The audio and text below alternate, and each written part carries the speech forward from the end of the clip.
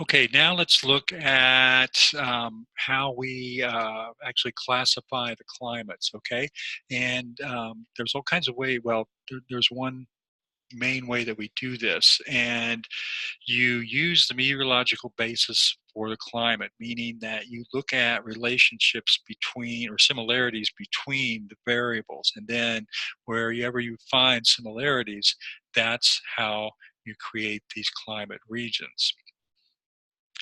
And here are the basic categories that Vladimir Kirpin used to create his climate classification system. He was did this back in the 1920s, and it was a really big deal. They had a big premiere at a theater.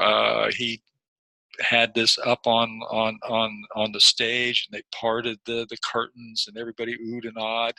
Uh, and what he had done was divide the Earth's surface into these categories. And he was writing in German, so I'll show you these abbreviations later. And you have to remember that they don't necessarily translate from English; they're translating from the German. For him, A was tropical, tropical latitudes. They were warm and rainy year round.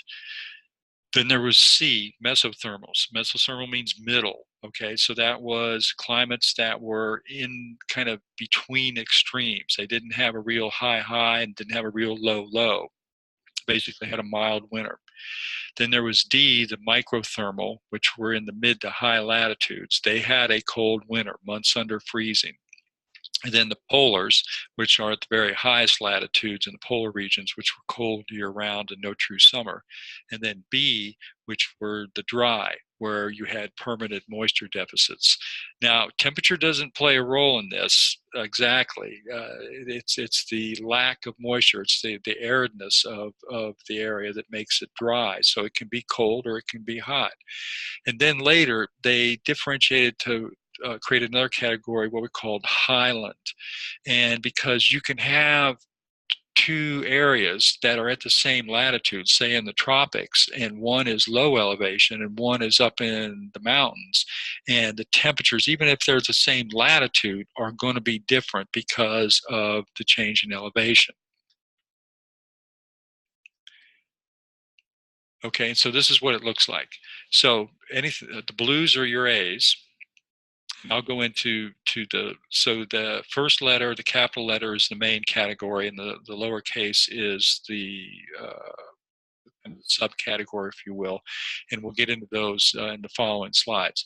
So your A's are your tropicals. Notice where they are, near the equator. Here's your arid climates, the B's. Notice where they are. C's are your kind of your middle climates. There's a lot of different ones. So they here in the southeastern United States, we're a C climate over here in California, most of Europe over here in parts of China. And D's where you get a cold winter, you know, where some months are the average temperature is below freezing. You know, most of Russia, for example, Northern Europe, most of Canada. And then you have your polar climates where you're up in the higher latitudes, less insulation, so temperatures are very cold. And so there's no true summer.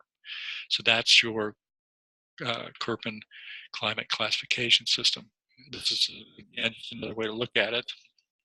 So here's the different categories: tropical rainforest, tropical monsoon, tropical savanna, here in the green, the deserts, tropical mid-latitude.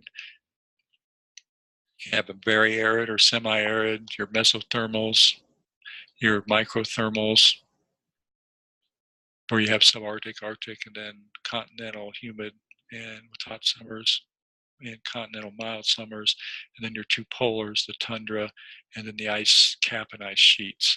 So you can see where all these are. So pay attention to these in the book. You're going to have some exercises in mastering with this, and also test questions related to these. And so notice again where your for at least the United States, here's our two tropical air masses and our two polars. That's what influences climate and the weather here in the U.S. So for each climate category, we create what we call a climograph, and this shows temperature and precipitation for a certain weather system. And this is what they look like. Here's one for Los Angeles. Here's one for Bakersfield. So notice Los Angeles is by the coast. Bakersfield is further inland. So green. So here's the months. So it's over the course of the year. So we're looking at the average for the month. Here's the precipitation in inches and the temperature in Fahrenheit. Again, average for the month over the course of the year.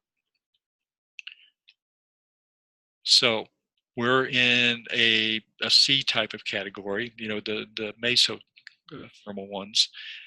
So we have a hot, dry summer and a cool, moist winter. Now and again, moderated by the ocean. Bakersfield's a little further inland, so notice their temperature range, much larger because they're away from the moderating effects of the ocean. They get less rain, and they have a higher high and a lower low in the temperature. Okay, so again, even though we're very, relatively speaking, we're pretty close together, but you can see the variations between the two climate graphs and the difference in the climate classification. Now here's comparing it to Miami. So again, here's us. Now Miami, right by the ocean, so again, it's moderated, but they're under the influence of that tropical air mass, so they get a lot of rain in the summer. You know, notice compared to us. So again, different types of climate classifications based on the monthly average precipitation and the monthly average temperatures. Okay, so let me stop here and then we'll go over the tropical climates in part 3.